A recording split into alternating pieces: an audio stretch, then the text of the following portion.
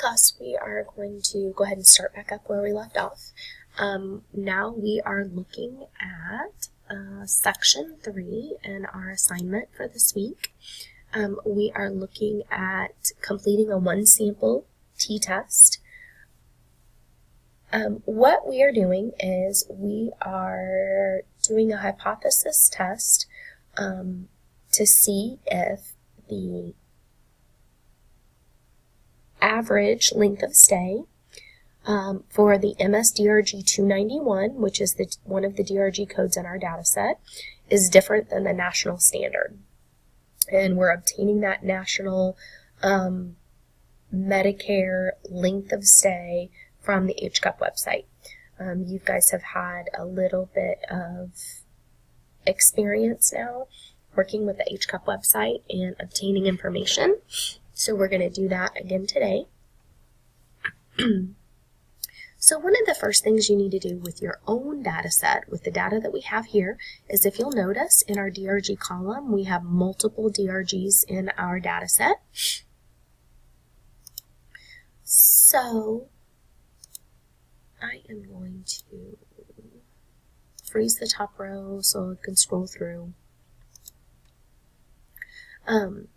But the other thing I need to do for my data set is I need to sort and filter, and I need to click the filter button. That gives us our little drop down boxes. So I want to go to my DRG codes, and I can see there's 291, 292, and 293. For this specific portion of the assignment, we are only looking at DRG 291. So I'm going to unselect it all, select just the 291 DRG, and I'm going to click OK. And what I'm going to do now is I'm going to copy and paste this information into another sheet. Right-click, copy, open a new sheet, right-click, paste. And again, I might want to label this, rename it DRG 291. Okay, so this is our data set. Okay, so on your instructions, it says the first thing to do is find the National Medicare average length of stay for DRG 291. Again, it's going to tell you specifically what to look for in the HCUP website, and I have provided to you step-by-step directions.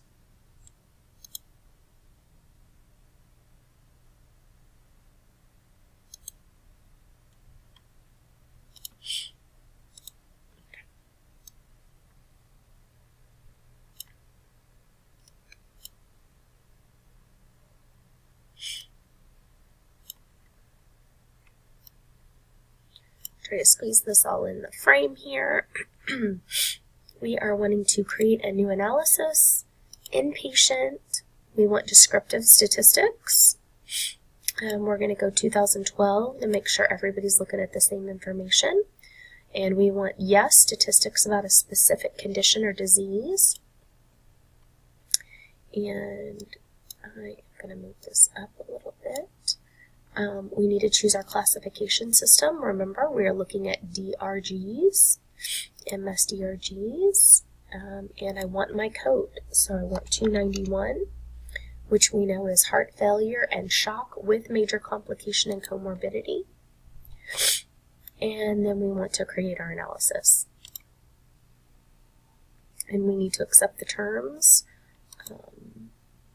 for completing this. Okay, and again, I'm going to move this up a little bit. Oops. And I'll scroll through it here.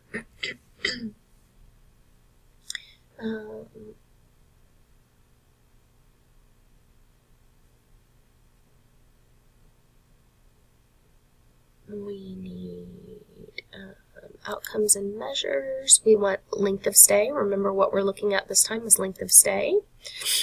And we need, remember, our data set, we've kind of did a little research on our data set and where that data set comes from. These are Medicare patients that are in our data set, so we need to make sure the information we get by payer, because we only want to compare Medicare patients to Medicare patients.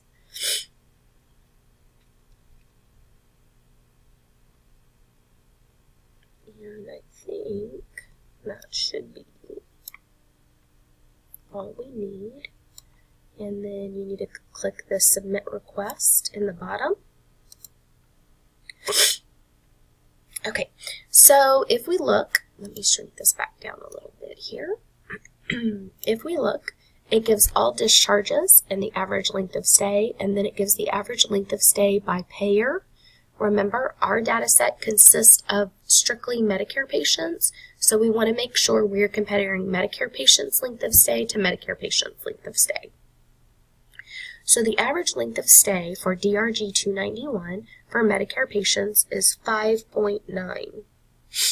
So when you are writing your null and alternative hypothesis, you're going to say the null hypothesis is our population mean length of stay is equal to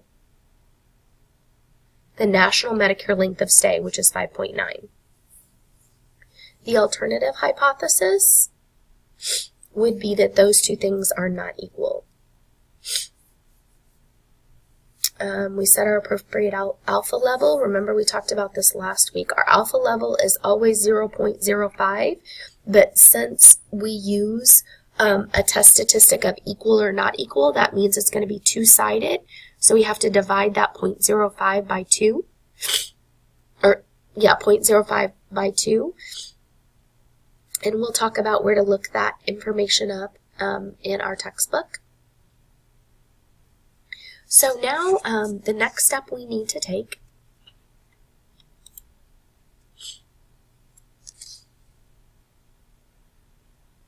is, and we've already done this, we're going to close this out now because we're done with this, is to sort our data by DRG, copy those rows into a new sheet, call that new sheet DRG 291, calculate N. N equals the sample size. So how many patients or people you have in that data set. We need the mean. We need the standard deviation. You can do all of those by using an Excel formula, starting out with equal sign, average to get the mean, equal sign. I think if you type in standard, it starts to help you find the formula for standard deviation. And there's also a way you can count the number of patients in your data set. But remember, in our last lecture, or our last video, we know we can use the Data Analysis Toolpak to generate our descriptive statistics, which gives us all the information we need to plug into our formula. Your formula is outlined on page 91 in your textbook. Formula for a one-sample t-test. So we're going to first make sure we get all of the variables we need for our formula. Okay. We want, remember, we're comparing length of stay, average length of stay. So we are going to highlight length of stay all the way through.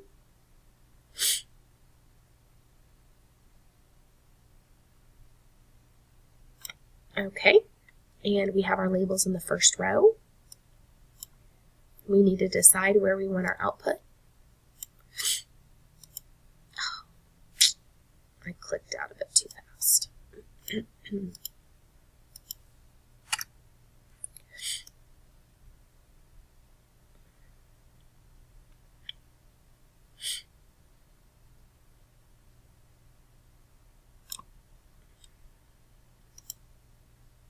And output range, we are going to put it right here at the top.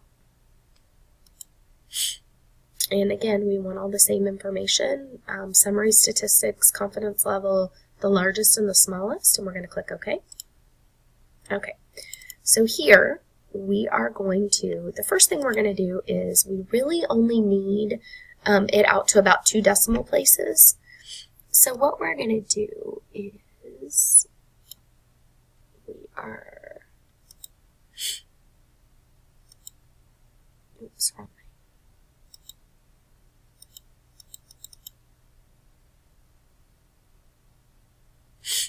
Okay. So for our formula, we need our mean, which is this number right here. We need to know what the, we need to know our sample mean, which is this information here. We need to know what the null hypothesis mean is, so what we're making the comparison to, which is 5.9.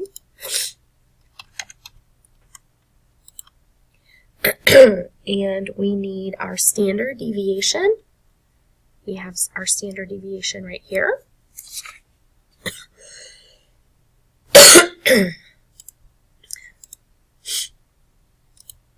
Okay, and what else do we need? Our mean, our standard deviation, and our sample size. Our count of our patients.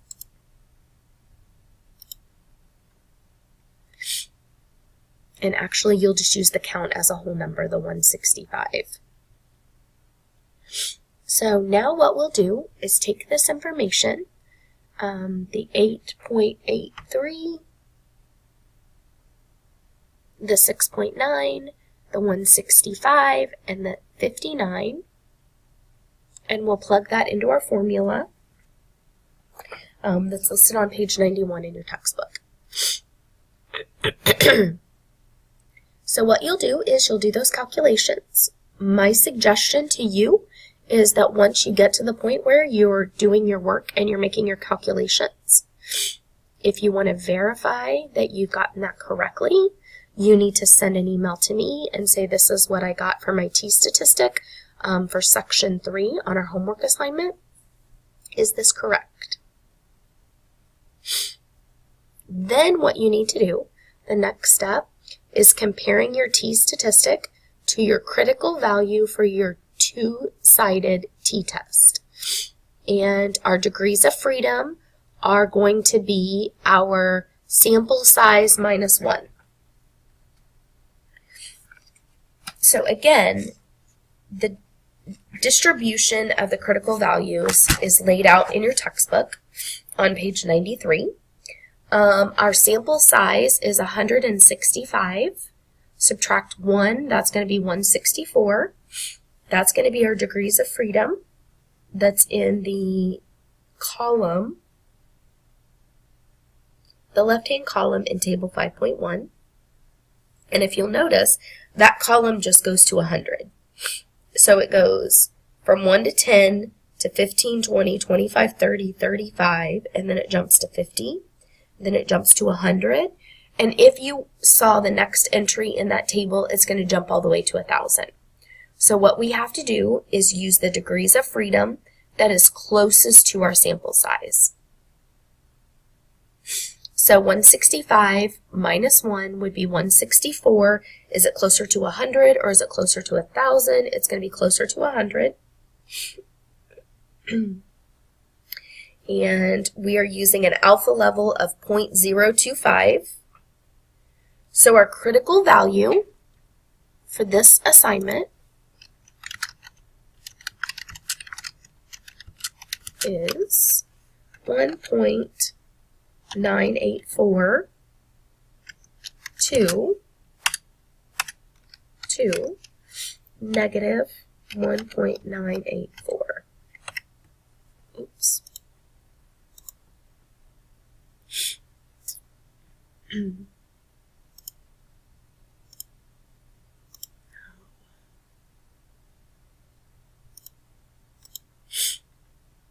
So what we're doing is, after you calculate your t, you take your t and you compare it to the 1.984 to the negative 1.984.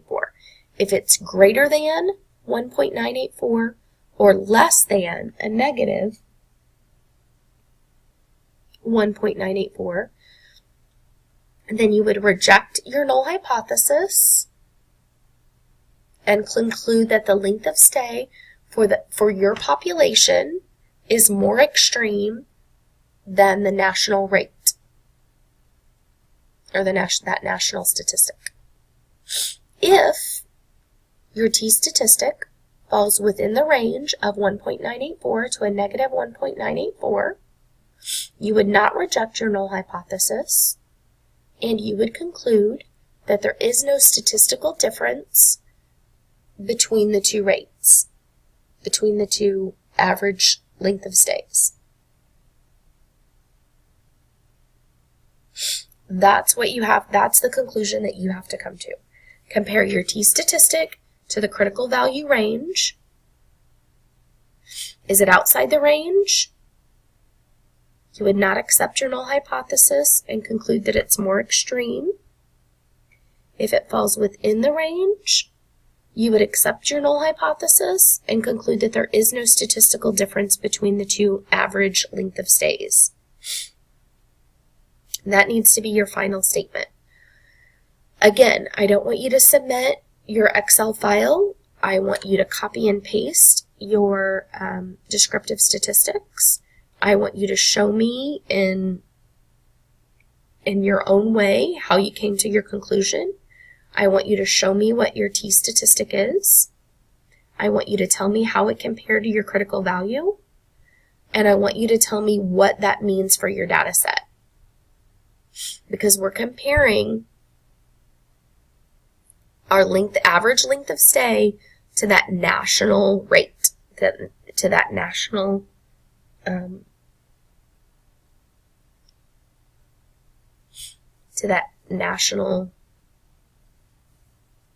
length of stay. If you have any questions, let me know. Again, I would strongly suggest taking the time to send me an email once you get your calculations completed to make sure that your t-statistic is calculated correctly.